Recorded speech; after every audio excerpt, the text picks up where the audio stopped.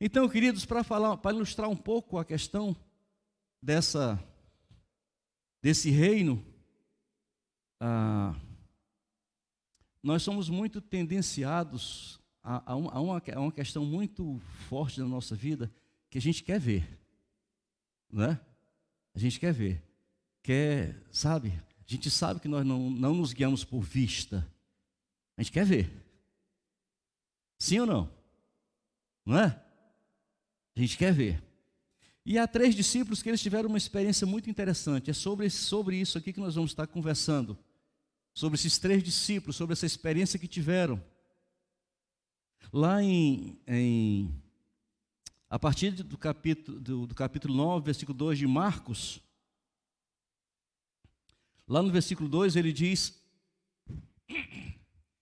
6 dias depois, tomou consigo a Pedro, a Tiago e a João, e os levou sós, em particular, a um alto monte, e transfigurou-se diante deles. Transfigurou-se diante deles. Olha aqui em Marcos, está começando no versículo 2. Porque o versículo 1 do capítulo 9, ele é o encerramento, ele é a conclusão do capítulo 8. Tá? O capítulo 8 não encerrou no capítulo 8. Encerrou no primeiro versículo do capítulo 9. Porque no capítulo 8, no capítulo 8 ele diz o seguinte: coisas que estão envolvidas no capítulo 8. Nós encontramos a segunda multiplicação de pães que Jesus realizou. Jesus se nega a realizar um sinal ou milagre somente para sinalizar para os fariseus, porque eles queriam um sinal, mostra-nos o sinal. Então Jesus se negou a fazer isso.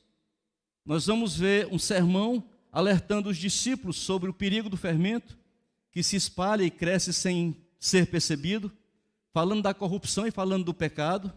Nós vamos ver a cura de um cego em Betsaida. Ele também cita pela primeira vez sua morte e repreende Satanás em seus discípulos. Então, tudo isso vai tratar o capítulo 8 de Marcos.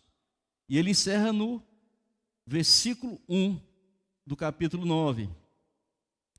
No capítulo 9, essa experiência do Monte da Transfiguração parece ter sido lá no Monte Hermon, pelas descrições do que acontece. Então parece muito o que aconteceu lá, no Monte Hermon.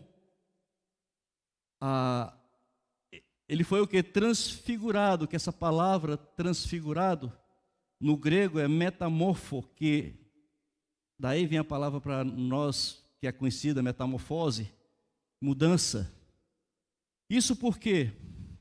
Porque tratava-se de Jesus na terra como homem. Ele vai com Pedro, Tiago e João. Eles vão a esse monte.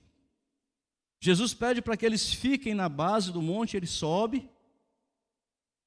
E eles percebem, quando olham para cima, quando olham para Jesus, eles percebem que havia algo diferente. Não só porque tinha mais 2 com ele foi sozinho, mas chegou lá, tinha mais 2.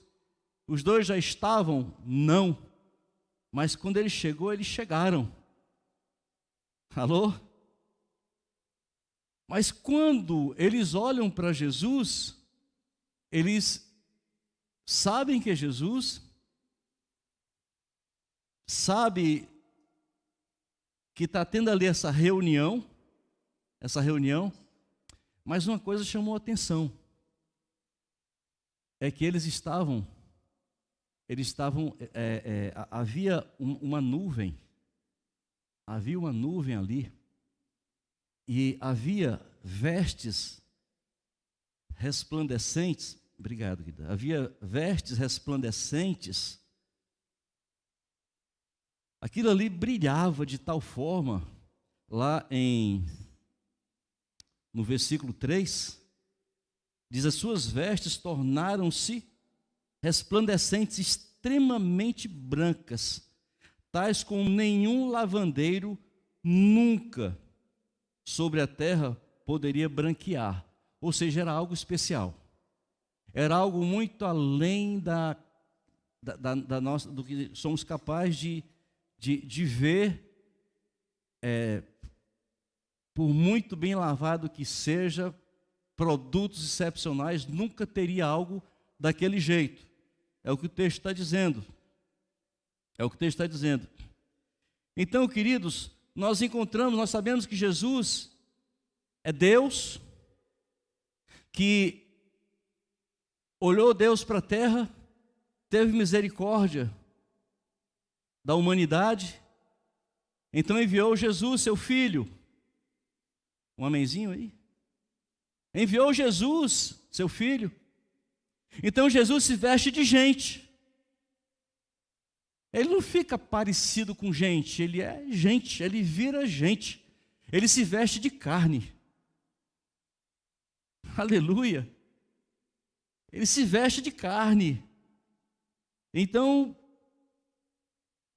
no Monte da Transfiguração, o que nós podemos dizer é que Jesus, ele assume a sua forma original. Ali no Monte da Transfiguração, ele está exatamente como ele é. Apesar de estar vestido de carne, mas existe sobre essa carne um manto de glória, que fazia fosforecer suas vestes. Aleluia!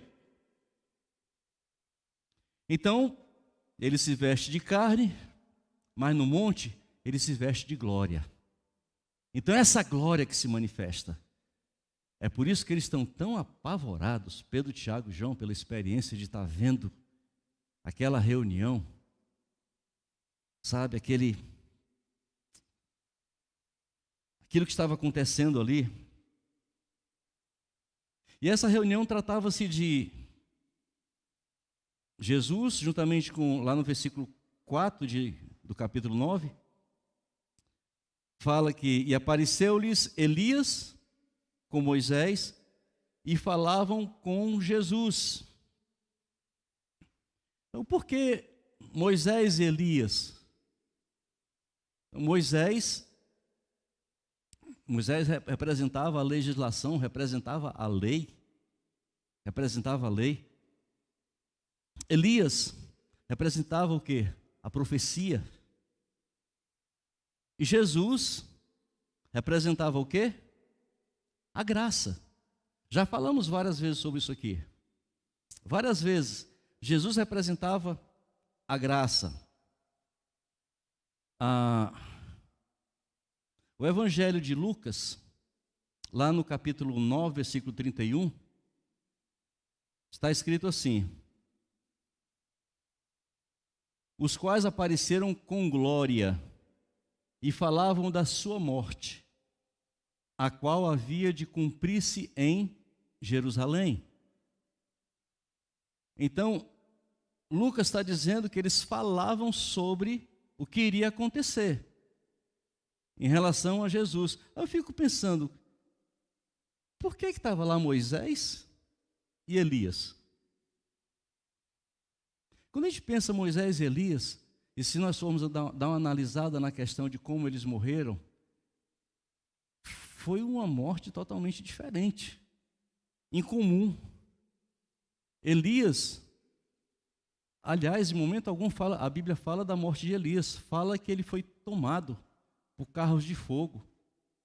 Hoje se fala tanto em tecnologia, né? Você trabalha aqui com tecnologia, né? Então se fala tanto em tecnologia. Queridos, a tecnologia do céu é algo muito avançado. Na época de Elias, já existia carros de fogo. Na época de Elias. Alô? Então, pastor, quer dizer que agora que o negócio está avançado? Não está avançado não, porque aquilo que é eterno,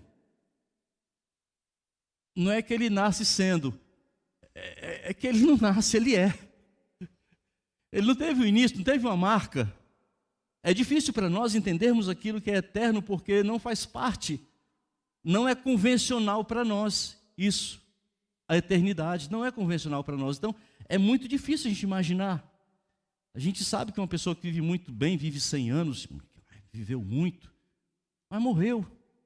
E se ela vivesse 1000 anos? Matusalém viveu 969 anos, mas viveu muito, mas morreu. Mas se ele tivesse vivido 10.000 anos, vamos lá na música do Raul Seixas, né? Eu nasci há 10.000 anos atrás, o cara era meio velho. Mas se isso fosse verdade, morreu. Mas aquele que é eterno, nem nasce nem morre. Ele vem da eternidade e vai para a eternidade. É por isso que o Cronos é uma marca dentro do tempo da eternidade. Então é difícil para a gente entender como de fato é. Mas Paulo diz que em parte, nós conhecemos, mas em parte, nós profetizamos. Mas quando vier aquele que é perfeito, o que há em parte, aquilo que não é totalmente compreendido, isso será aniquilado. Amém?